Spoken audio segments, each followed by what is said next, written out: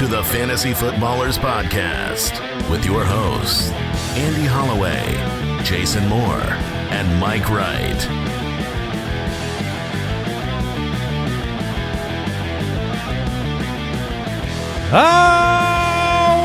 Welcome in.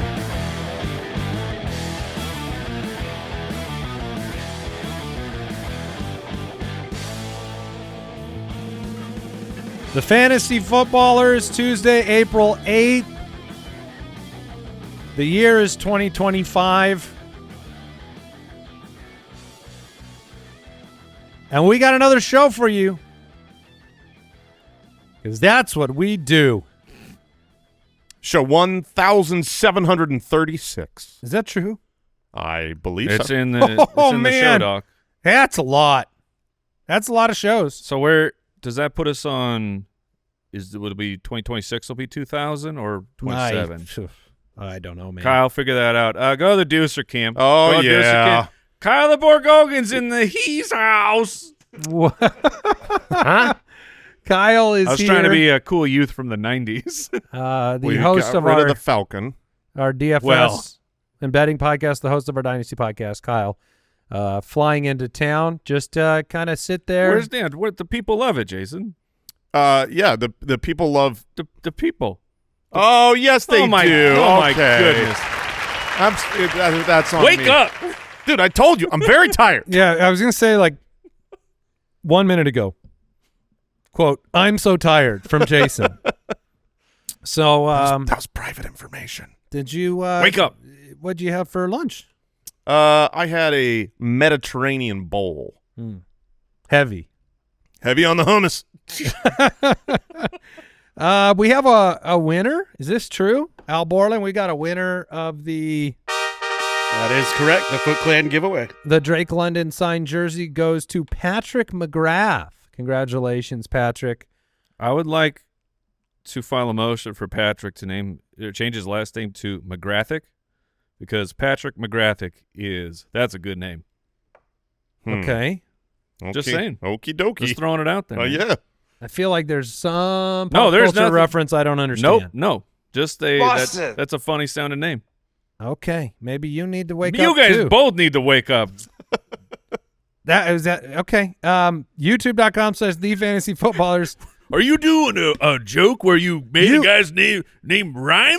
We would never do anything like that on this show. Look, I think we gave you more credit than you deserved. We thought we don't don't know most references that you make, and it could have been anything from your wide range of knowledge. It could have been the world of WWE, which we know nothing about. Yeah. It could have been there could be a famous wrestler named Patrick McGrathic. I wouldn't have known. What a great name. That rhymes. It could have been an 80s video game character. We I would not have known that. Though I will say this joke is not for you guys. Okay. So when I'm doing my real shallow dumb people jokes, those are right for you guys. You give us a disclaimer. Yeah. You can follow us on X at the FF Ballers. Our quick question of the day. It's a simple one. Which player's fantasy value are you most worried about being impacted from the NFL draft? And so a chance to bring up a name, somebody that you're just kind of nervous about. Maybe they're on a dynasty roster and you're just, you've set up a little corner of your room. You're saying your prayers. You're hoping nobody gets drafted to ruin this player. I think the one that could easily that's the big boy. Get hurt the most, I think probably is Devon Achane. Achane is, still right now he's very, very highly drafted, and he will be if he is all alone. He's very high in my dynasty rankings at running back. Absolutely, as he should be. Still only 23 years old. I also don't think if the Miami Dolphins go and draft a running back, I don't think that destroys Devon Achane. I think he'll come back to the hyper-efficient rookie season versus the more volume-based, still successful fantasy season of last year. But as far as the upside, the value, where he's being drafted, I think who could take a real kick in the sack would be Devon Achane. I think the Dolphins could draft a very good. I think they should. I mean, like, what is happening? That was a good one. I think the Dolphins should draft a good running back in this draft class, but it will hurt Achane a lot. Well, they have a 13th overall pick, a second rounder, a third rounder. they kind of whiffed on Jalen Wright last year. Raheem Mostert is gone. They have Madison. It would definitely concern me because I think getting back to the efficiency level of his rookie season is probably not happening because that so many breakaway runs and big plays. 7.8 yards per carry? That's why it would concern me. You have sometimes seasons like that happen, and they're once in a lifetime, and you don't. The breakaway runs weren't there last year. There should have been more.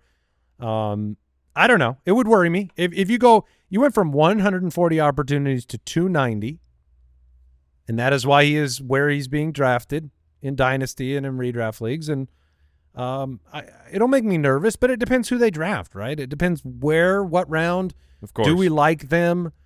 What we believe about Tua going forward. We all picked running backs for this question. I think running backs are it's the position that gets hurt the most at the draft. I don't worry too much. It's like if Nabers had Tedero the number one added, overall. and he was drafted, at 3 or whatever. I don't think that would take anything away from Nabers.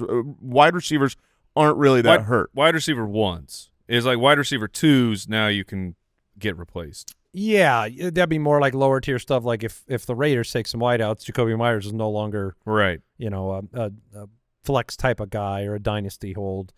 Mike, you went with. I'm going Najee Harris, the hot signing by the Los Angeles Chargers, and that team is just so primed to draft a running back.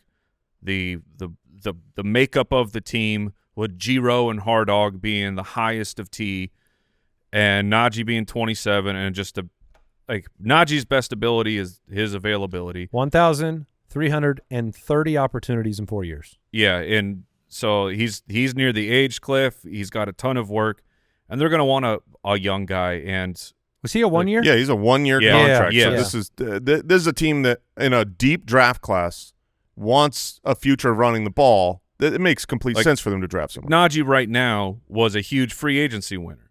So this is not. I'm saying I promise this is going to happen to Najee Harris.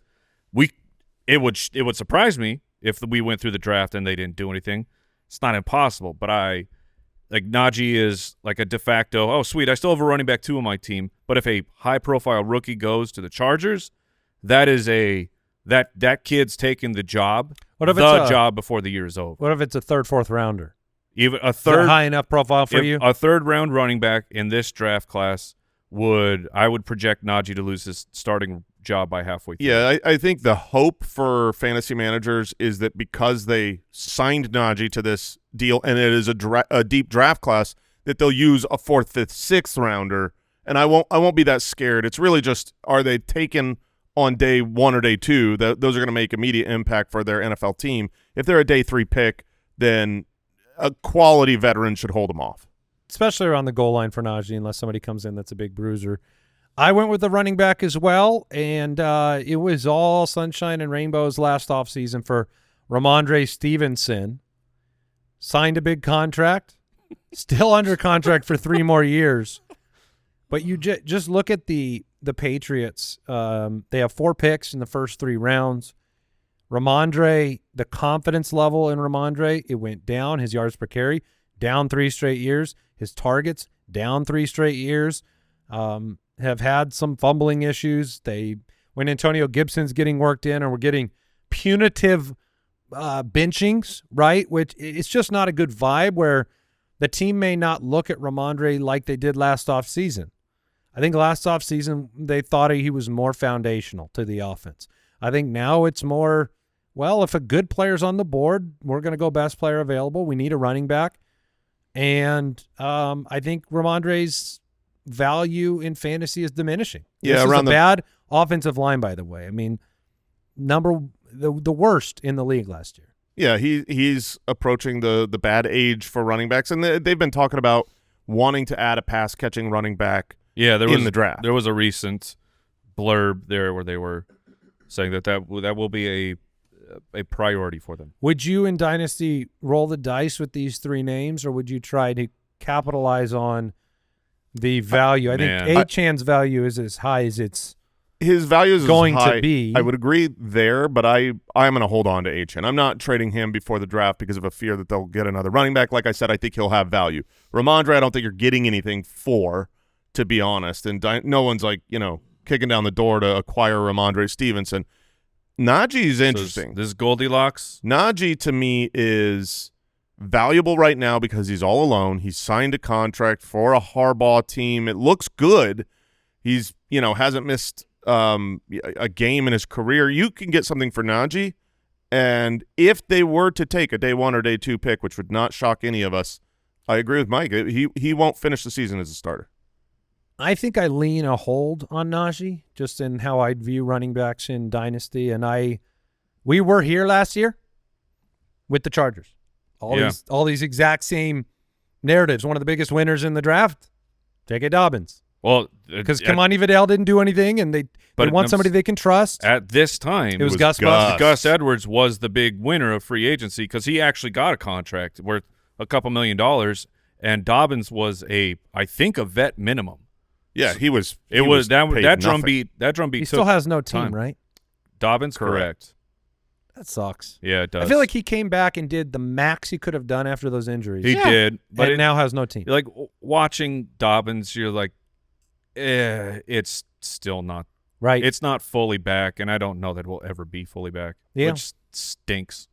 Yeah, man, it's tough, dude. He was going to be so good, and he was productive for them. Yep, but we'll never know what the career could have been. No, we won't. News and notes from around the league. Guys, Mike is feeling good. T-Mac. The Cardinals have signed Trey McBride to a T-McB 4-year, $76 million. The people love it. Extension, 43 Yes, Jason. The people love this one. It's the Trey McBride getting that shmoney. Biggest contract in league history for a tight end, $19 million annual average. So, oh man, just imagine if he scored some touchdowns. It's fantastic on so many levels of.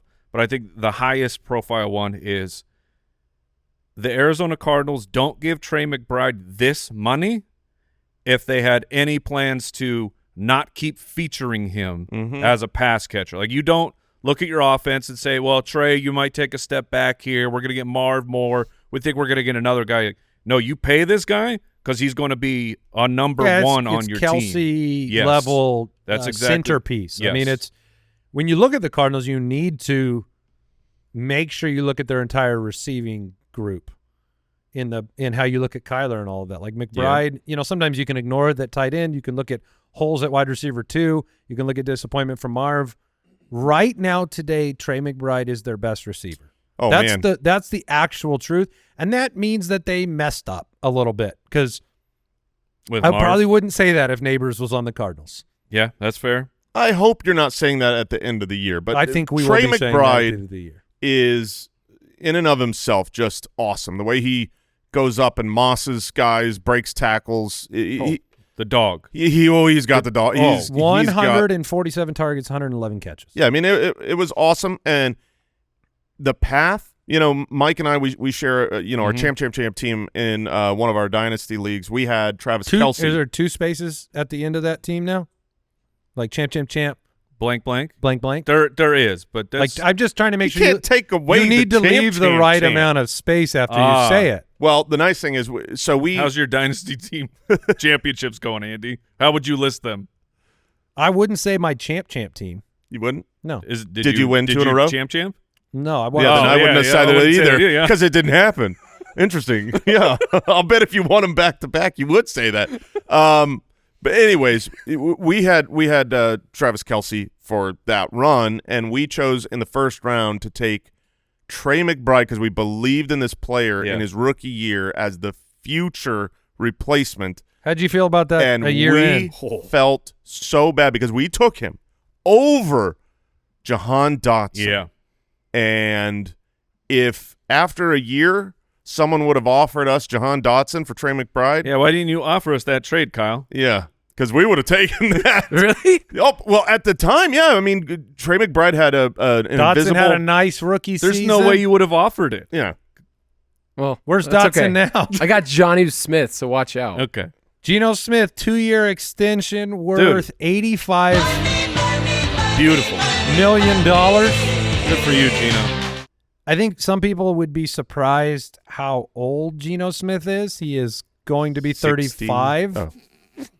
He'll be 35. He gets a $66 million guaranteed deal.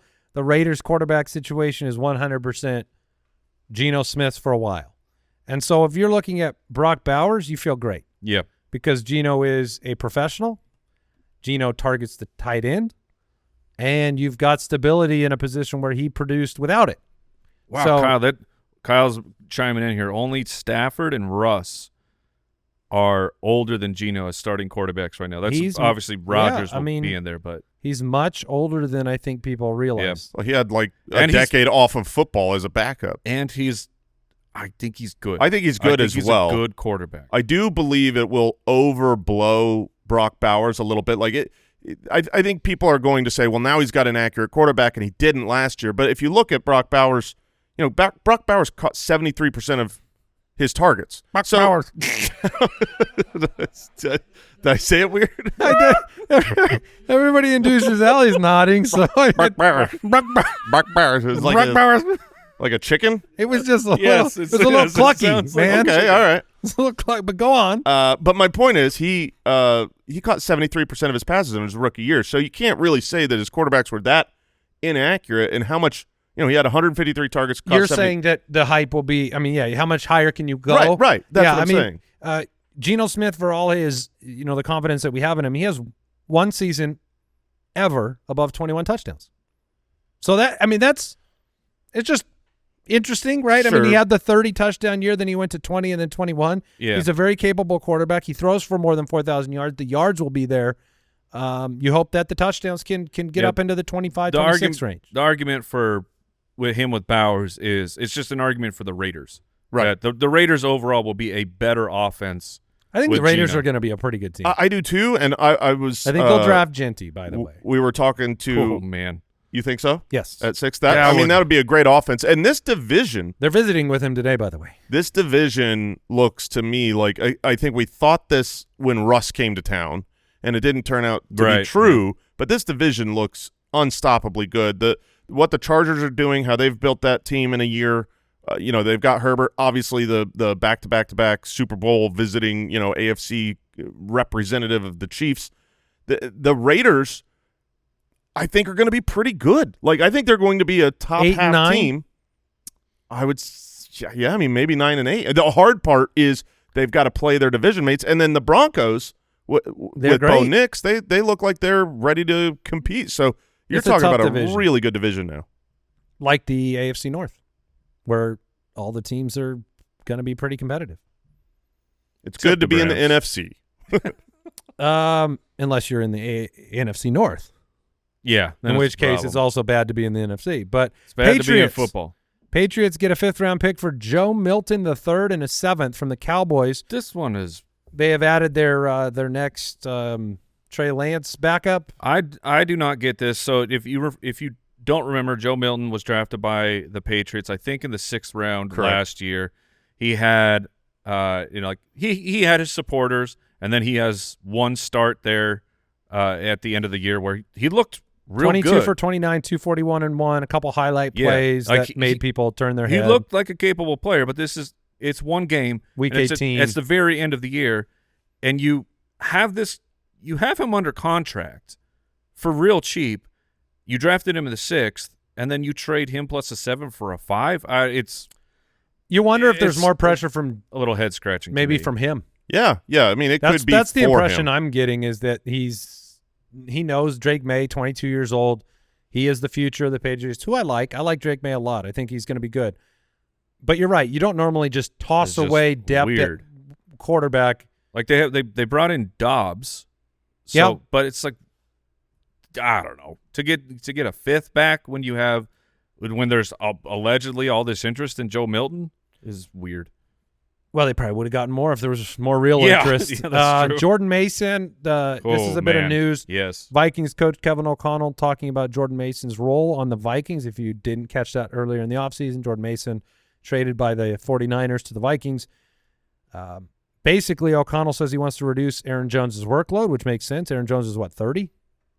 How old is Aaron Jones? 30 Aaron or 31? Jones is older. He is he's 30. And, he had a career high in snaps and rush attempts, had some injuries, and he basically said that he can be a game changer, speaking of Jordan Mason. And there's some talk about, 1A, 1B backfield structure, goal line opportunities for Jordan Mason, some dedicated series, which he should. All of these things should happen. Yes. If you're Minnesota, the Thunder and Lightning, Aaron Jones spent a lot of his career in that type of, workload. It makes perfect sense. It's a great ad by Minnesota, but it means bad things for Aaron Jones fantasy managers. Yeah, I mean, you saw this with how they got players involved in the beginning of the season. You had a committee, and then it wasn't working. We thought it was going to be one of those situations. Thought it would be Ty Chandler. Yeah, Ty Chandler started the year getting 11 opportunities, 10 opportunities, 16 opportunities. They had their bye week early in week 6, and then it was like, yeah, we're not helping our offense when we're doing this. So then he did nothing the rest of the year. Wasn't Cam Akers getting snaps? Yeah. Yes. Yeah. Akers took the backup job. Jones will be a tough draft. If he's in the dead zone for running backs this year, then he's probably not going to be a guy I want to draft. I think he seems like somebody to have maybe for the first part of the year, but not count on. I feel like both players will be decent dead zone running back picks because Mason will probably be undervalued, and I think that they both have the situation where they're quality backs on a good offense. But where do you think Mason will be drafted that high?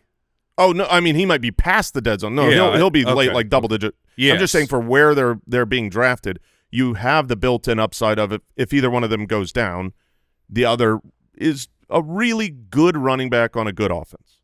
For sure. And then we do have the announcement officially. I don't know if we've talked about it on the show recently, but the NFL will officially switch from using the chain gangs to camera-based technology in 2025 to determine first downs. Don't worry, chain gangs, they are still there. Yeah, for How backup. useless can you feel when you're the backup? Yeah. Holding a chain, that is not going to be used. They only hire between 67 and 74-year-old men on the chain gang. I have to imagine when you are completely 100% not used at all for weeks and weeks and weeks, and it's late in the third quarter in week 16, and like, are you paying attention to your job? Like all of a sudden the Hawkeye or whatever, they're like way down the field. They never moved. It's like, oh no, our system isn't working. Let's go to the backup. Oh, it is. They're asleep, Bob. Yeah. But this is just the measurement, right? Correct. This is an actual. We didn't fix the spotting of the ball, which is we did not. That's the real problem. You're right. Is making sure that, like, I know we've had a couple fiascos with the chain gang, including the who pulled out the note card? It's Skeletor, whatever his name is. Oh man, yeah, Gene Skeletor from the He-Man series. No one wants to jump in. Good I work, think Gene Deucers. Skeletor is pretty good. Good work, team. Sterator, right? Yeah, well, that's why I went with Skeletor, because I wasn't sure. Now you got it. It rhymed, and I know you like how things rhyme. We will go ahead and move on here, take a quick break, and jump into some questions.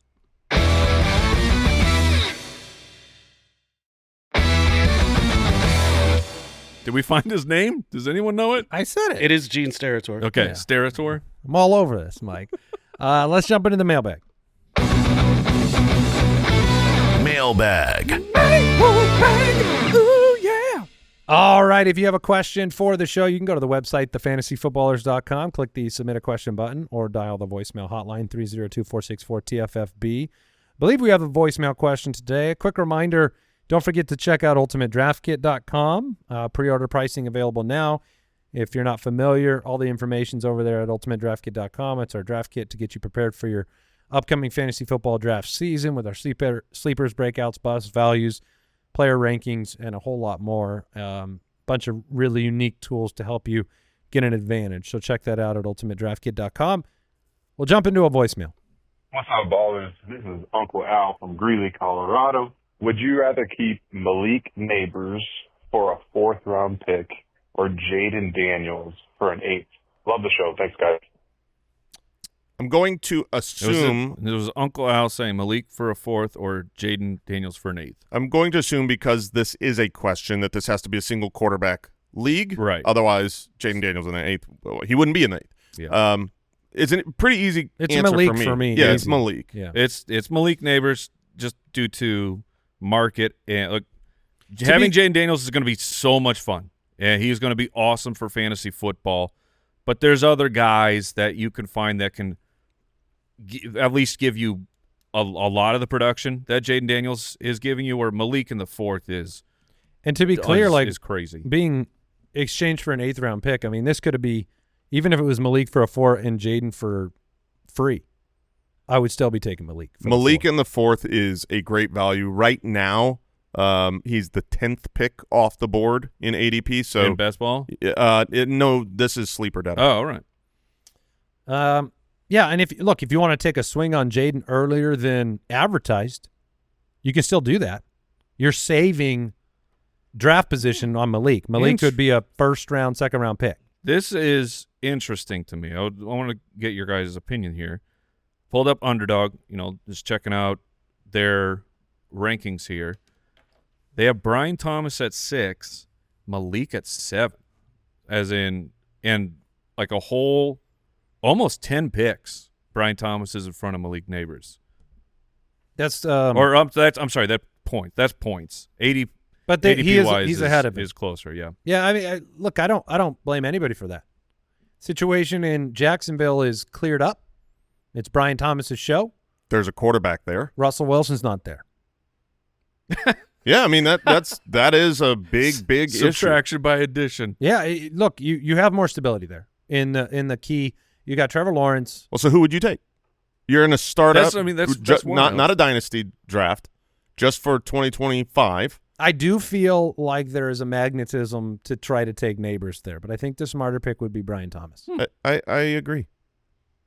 I don't know why is it that we feel like that's strange? I can't wait to obviously when we get working on the statting out of every player for the Ultimate Draft Kit, seeing how those two players, the chips fall, especially after projecting whatever we think Russell Wilson's going to do. I mean, you always have the potential of Jameis stepping in, because right. If Jameis was the quarterback, Malik Nabers. So Brian Thomas was lower points per game. I've got the numbers here. Than Malik. Yeah, Malik missed a couple games. Malik was 109 for 1204 and 7. Thomas was 87 for 1202 and 10. Malik missed some time, higher volume. That volume could be there for Brian Thomas. Probably should be there for Brian Thomas this year with no more Christian Kirk. Yeah, I thought it was interesting. Look, I don't think you're making a mistake. I think they should be neck and neck. And it's they have the quarterback, but it was Mac Jones when Brian Thomas really got cooking. He was oh my goodness. From the bye week, he was on pace for Brian Thomas was 127 for 1680 and 15. The world where Brian Thomas comes out and has a slow first 3 games, like people there'll be riots in the streets for Lawrence to be removed. Kyle Turner writes in on X, if you had to pick, heads up, between T. Higgins and Rashee Rice in Dynasty, who would you take? I would take T. Higgins. I would take Rashee Rice. I would take T. Higgins. Really? I would. We got you to answer T. You did. Yeah, what a day. You did. What a day. So why? I think that T. Higgins is just overall the better player. He's not as target consolidation to me between the two guys. He's not as gadgety, where it'll work for a while with Rice, but it's like Higgins to me is a guy that and touchdowns. If I have to project who's going to have more touchdowns, I would go Higgins. Yeah, I mean, I pretty much agree with that. I think Xavier Worthy's the fact that he matured to be as valuable as he was, the fact that Hollywood Brown was re-signed when he wasn't there at the beginning of the year when Rashee had success, those two players being involved with Rashee Rice, his suspension situation. Which the update on Rice because he was also injured, season-ending injury back in Week 4. Coach Reed said that Rice is on track to be ready for training camp. We still do have to figure out the whole suspension thing, which has been just radio silence. Unless you guys saw something. No, I did have not heard anything on it. So I lean T. But don't forget that will happen. Like the suspension talk will eventually happen. They're not as far apart in age as you might expect. 2 years different in playing seasons, but only 1 year apart in age. That being said, that obviously means that it's an earlier How contract. many years apart did you say playing? Two extra seasons for T? 3. Really? Yeah, because Rice just finished his second season. T's got 5 seasons already. But very similar in age. Mac writes in off of X, how do you guys rank Tony Pollard next year, given the Titans drafting of Cam Ward? If they do. They will. So he was almost my answer for the quick question because I could easily see them adding a running back, the Titans, in this draft, and Tony Pollard would really he would be off my board if they were like to a good year draft for them to take a running back, not take a running back. I agree. I agree. It's completely. a good year to you've got it figured out already. You've got Spears and Pollard. Just take that year off, stack up offensive 100%. linemen, protect your quarterback. Yes, that's what I would do as well. But sometimes teams do crazy things like they take the number 1 pick and they draft Trevor Lawrence, and then they use another first-round pick and draft Travis Etienne when you had a good running back. The Titans, I'm looking at our lads right now, and the projected starting wide receivers. Oh, let's for hear the it. Tennessee Titans. Look, Calvin Ridley, we know that one, but still in the projections to be a starter. Treylon Burks. Oh, this is his year, Mike. This is his year. And hold on, Van Jefferson. See, that'd be a place to target a receiver. If they took a running back, and they're like, no, guys, we're good with Burks and Jefferson. That seems like a team just desperate enough to spend on one of the old guys still available. Like, wait, is Keenan still out there? Keenan is still yeah. out. Oh, man. And the Titans do not have a third-round pick. They're not taking a running back. Okay, IG question from Rudy. He wants you to see the future. Hopefully you guys can do this. Is Zay Flowers going to break out this year? Last 2 seasons, his 2 NFL seasons, very similar, 100-plus targets, just barely over, 70-plus receptions, just barely over. He did get to 1,000. Yeah, we're not calling last year a breakout? No. I mean, 74 for 1,059? 3 fewer receptions than the year before. And 1 fewer touchdown, similar targets. I don't feel like it was a breakout. Really? I don't feel like Zay Flowers was making people win a bunch of fantasy matchups. He was the wide receiver 21, so he had a really, really solid season. I don't know if it was an official. What do you guys breakout. need for a breakout? Top 15? 1,000 yards is not enough for me to feel like that's a breakout. No. I mean, fundamentally, he just wasn't that. If it was 1,000 big yards of a player for them. If it was 1,000 yards and 9 touchdowns, okay, but I mean, it really was a mildly disappointing season for him. I mean, you were playing him a lot, Mike. Did you feel like he was? I mean, I had him on my team. An important part. I feel like if it's a breakout, then that for fantasy football, not for the NFL. I mean, he's officially their number 1 guy, and he's already broken out to that category. But if we're just talking fantasy football, to be a breakout, it's got to be a guy you see as like an every week starter versus he scored in 3 of 17 weeks. Yeah, versus trying to, he's pretty much a flex guy. He was a decision every week.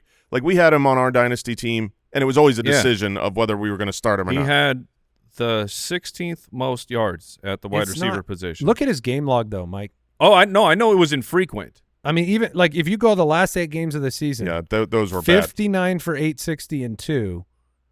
He had a really solid, like little middle of the season where he was kind of on fire. I just know from having him on my team, I didn't feel like I was starting a wide receiver 1 or 2. Did Jackson Smith and Jigba break out? Yes. Yes. So less than 100 yards more, and 2 more touchdowns for JSN. What was his receiving? He was the wide receiver 10 last year. He caught 100 passes. He caught 100 passes. That's a lot more. Was a top 10 wide receiver in fantasy. But I'm saying yards and touchdowns is not that far off. It's holistic. And 30 more catches, 100 yards, and more touchdowns is that's a breakout. You look at the second half of the seasons for both of those players. Because they're both young. They're coming in, and you want them to be getting better. Andy just read you the last 8 game was 59 receptions for 800 yards. And 2. The last 9 games for Jackson Smith and Jigba would have been 107 receptions for 1,400 yards and 10 touchdowns. Like that's a break. I mean, did he break out as a rookie? Did JSN? Flowers? Yeah, Flowers. No. Yeah, I mean, his numbers were not very different from his rookie season. Now the question is this could be the breakout? No. Yeah. He's not built to do what we would want him to do, I think. And I don't think that team is built that way. They don't – he's not a ball hog. He's not a target monster, game plan, build it to conquer the defense. He's very good. I'm not taking anything – Zay Flowers he's as good as Zay Flowers can be. I think Zay Flowers has the ability to be a really dominant, even fantasy player. I don't know that they utilize their wide receivers in that capacity. I mean, he only had 116 targets, which is good. How many touchdowns did Lamar throw last year? Oh, like 40? So many. 40, and he had 5? 5 of the 40? Yeah, Mark Andrews was taking them all. Yeah, and who knows how long that'll be. 41 passing. Yeah, I don't know. I don't think we're really saying very different things. We just maybe define it differently. Sure. Yeah, it was just slightly. I'm surprised to not call that a breakout. Did we persuade you that it wasn't? No. Okay, cool. Would you wait? But he didn't break out his rookie season. No. Okay, but when he scores fewer points per game, that then is the breakout. Ooh, hey, that's a fair point. Boom shakalaka. That is a fair point. Yeah, I don't know where that boom shakalaka is. But Jeremy hit it. that's a strong Jeremy boom shakalaka. There it is. Yeah. Fewer points per game. All right, you win, Jason. We'll take a break. We'll be back with some more questions.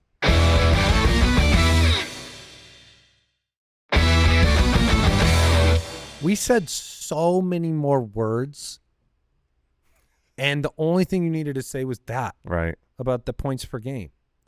We were talking Fewer about word, all that other more stuff. tricks. Now, I bet in standard it's not even close. He scored more last year. Last year? Yeah, the year 2. He had 1 fewer touchdown, so but he had 200 more yards. Maybe. Wait, he's still fighting. Yeah. He's still alive. This is interesting the to me. Fish is flopping. Because it feels like in our Slack here too, people are like, no, that's not good. It's like I felt like I'm totally out on Flowers, but maybe I need to go trade for him because he's still valuable, and people are not actually seeing how valuable he was. You need to. I think you should. Yeah. If you just need to do more for me. I'm sorry. That's just so you know, on a per game basis, 4 for 62. That's what he's averaging, and he scored in 3 of 17 games. Yeah, the touchdowns. That's not a wide receiver 1. Also in standard, he scored fewer points. Did he really? Yeah, 8.1 to 8. Oh, okay. Boom shakalaka. Jeremy, hit it. Boom shakalaka. Okay. Where are we here?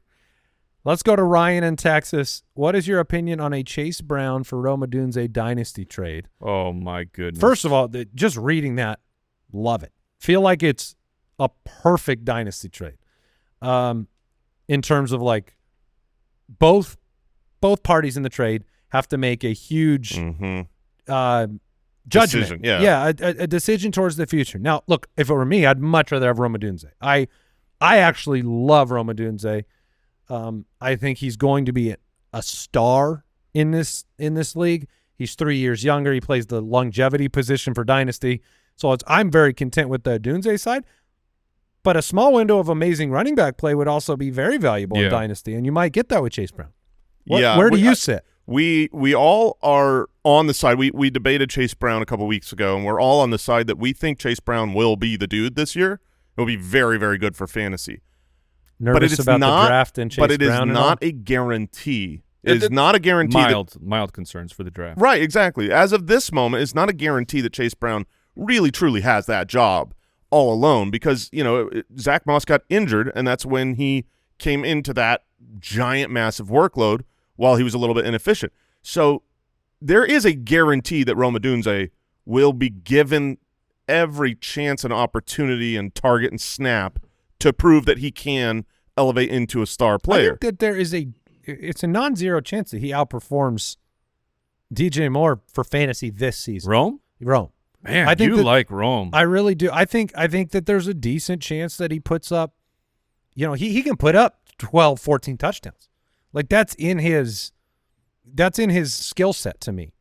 We used to spend all of our years saying DJ Moore stuck at 5 and 6. Now he's an amazing player, but I've watched enough Bears football to see who Caleb Williams is glancing at inside the 20, and I feel like if Ben Johnson can unlock that offense a little bit with no Keenan Allen, I don't know.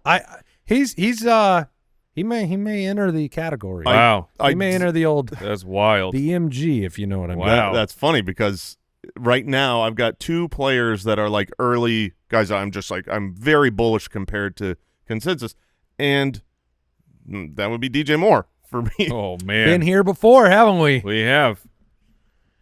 All right. But to answer the question, if I'm trading, like where the market is right now with Chase Brown versus Rome Odunze, if I have Chase Brown, I'm asking for more for Rome. That's fair. I do think that Rome is a good trade for target because people who drafted him, I don't think everyone is as bullish as Andy. Well, yeah, wide receiver 47 as a rookie doesn't help. Yeah, no. I mean, when you look at Ladd McConkey and what he did and Nabers and Brian Thomas Jr., it really hurts the kind of perception of Rome Odunze. But the way that wasn't that bad. Though. No, that's what I'm saying. The way that I have talked up, Marvin Harrison Jr. was an outright bust for fantasy. I have argued in no way, shape, or form did he have an NFL rookie bust season. What was his yards? Marv was in the 800s. Yeah. So There you go. 734 to 885. Yeah. And Marv was the 1. Marv Rome had- was the 3. Marv had 8 touchdowns. Yeah, though. correct. How many catches did he have? I just can't remember. Like Marv 80? was 62. Those are The numbers those are are not pretty that different. The numbers are pretty close. Obviously, the touchdowns were the big differentiator. But both of these players, and to speak only to Rome had a good rookie season. It was disappointing compared to where he was drafted versus other wide receivers, what the expectations were for Caleb Williams, where he was drafted in fantasy drafts. Rome had a disappointing season, but he did not have a bad rookie NFL season. So I think a lot of people out there think he's a bust and that it's been decided, and it definitely has not been. 121 targets went to Keenan Allen last year. That'll be departing. So for DJ Moore, Bulls. Yeah, for either Rome one of Odunze us. Bulls, for Cole Kmet Bulls. Yeah. I'm going to stop saying Bulls. It It doesn't sound. no. Brock Bowers. Buck Bowers. Buck Bowers. Buck Bowers. Buck Bowers. Buck Bowers. Oh. You gotta, Bowers. you gotta get the R in there. That's amongst our finest Work. work. Yeah, you can't. Brock. I mean, look, I like this trade because you do. Sounds like the Cadbury Bunny over there. I feel like both sides of this trade could be super wrong about it, which is fun.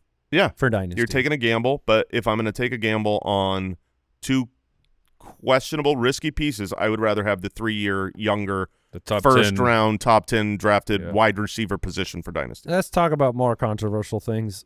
Question from the website: are we optimistic about a Justin Fields and Garrett Wilson breakout? A sneaky stack.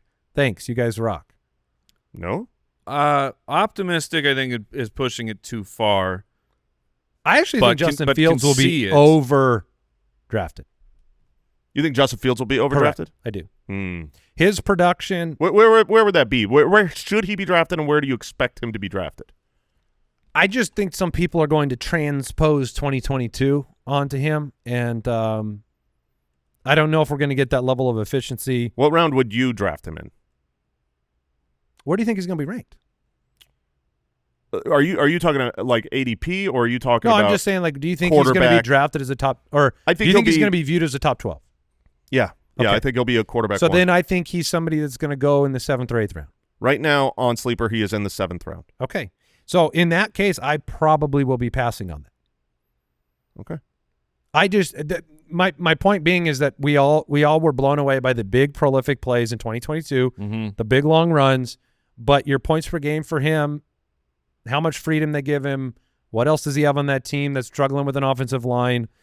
I don't know. I don't know if we get that points per game. He's the kind of player that you could draft, think you have something, stick him in there for too long, and it's just kind of okay. I think you'll still be able to get him later in the draft, though. It's like if you're saying 8th round for a mobile quarterback, because around there you're going to be. Yeah, give me other names. So I'm just looking at Underdog right now.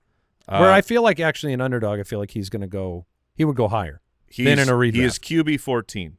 Okay. On Underdog right now. Going right in front of him, you have the triplets of pocket passers. You have Justin Herbert, Stroud, Brock Purdy, and Jared Goff. No, dude, people are out on Wait, Stroud's lower than all those? Oh, Stroud's like probably quarterback 17. QB 18. People are OUT. I feel like Stroud has at least 50-50 odds of passing Justin Fields in production. The where I would push back on like what happened last year for Justin Fields. So whenever it was, you had the fun Justin Fields experiment was he's the guy for Chicago, and they're just like go win. And then he goes to Pittsburgh. He has no room for error. You got Russell Wilson waiting there, who was supposed to be the starter, and I think you have Pittsburgh saying, "No, you are so managed of what we want you to do." But then the Jets, with the money that they have given them, they're saying, "No, we're going to try this. We want the full Justin Fields experience." So I think the play style is closer to the Chicago years than last year. I agree, but that's where I think people will miss that there's a year in between. There's a full Chicago year in between. There's the prolific Chicago year. Then there's 13 games of not that good. Right. The quarterback 18, 17 points a game. Then there's the Pittsburgh managed year where it's like if this is even if he goes back to the Chicago days and he's 17, 18 points a game, I don't know. Well, his season last year before he got pulled in week 6, he was basically 17.7 points per game. Which is what he was in Chicago? That's exactly what he was in Chicago. So then he had backup work that lowered his thing on the year? Is correct. That what you're saying? Yeah. Okay. I don't know. He'll be very interesting. But the question was about a Justin Fields-Garrett Wilson combination breakout. Mike, you have Garrett Wilson in certain places. Are you intrigued, excited, nervous? I'll go with nervous optimism on there of like the teammate thing matters to me because of like the fact that they used to be teammates together in college. Back in Ohio State, and it's like the monster year for DJ Moore was because Justin Fields said, "I am only throwing this ball to DJ Moore," and it would not surprise me if we had Justin Fields staring down Garrett, waiting for him to get open on the bulk of plays, which then that would be. What did we have? That'll work. We had Chase and Burrow in college. We had Hollywood Kyler get a chance to play together, who were college teammates. Yeah, the bull case is DJ Moore's season with Justin Fields in 2023, in that in-between year where it's like, yeah, Fields wasn't a top 10 quarterback, but DJ Moore was a number 6 overall fantasy player. Yeah, as of right now, I imagine I'm going to be interested in getting Justin Fields on some of my redraft teams. Okay.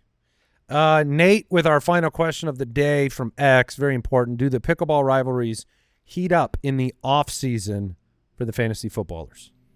They just switch time of day, Yeah, but I mean, is there more heat to it? No, there's less heat. Yeah. There's less heat. It's not the summer. The summer is very hot in Arizona. Nice. I don't know that we have We don't really have pickleball rivalries. We just have a bunch of pickleball games. The rival is whoever we're playing against that moment, and then we rotate. Mm-hmm. So every day we're playing in every possible combination. So it doesn't – there's no, like, divisions. Okay. Okay. That's how I see it. Going back to choosing to be quiet. The Garrett Wilson side, I was curious how George Pickens played. I wanted to remember because obviously he was the clear-cut number one for Justin Fields. Very similar situation that I think they'll find for the Jets.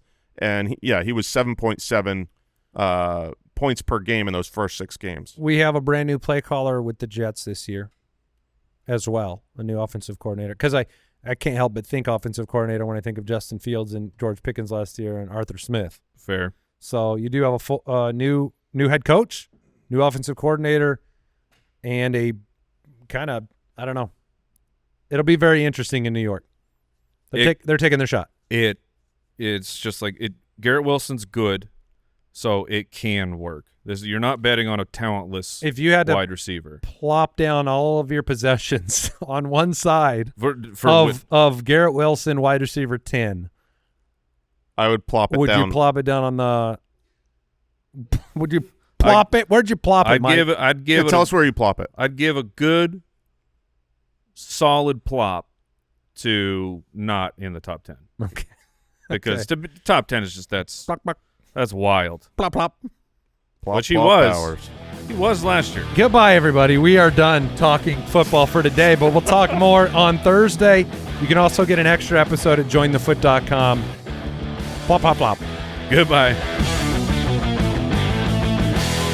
Thank you for listening to another episode of the Fantasy Footballers Podcast. Join our fantasy football community on jointhefoot.com and follow us on Twitter @TheFFBallers.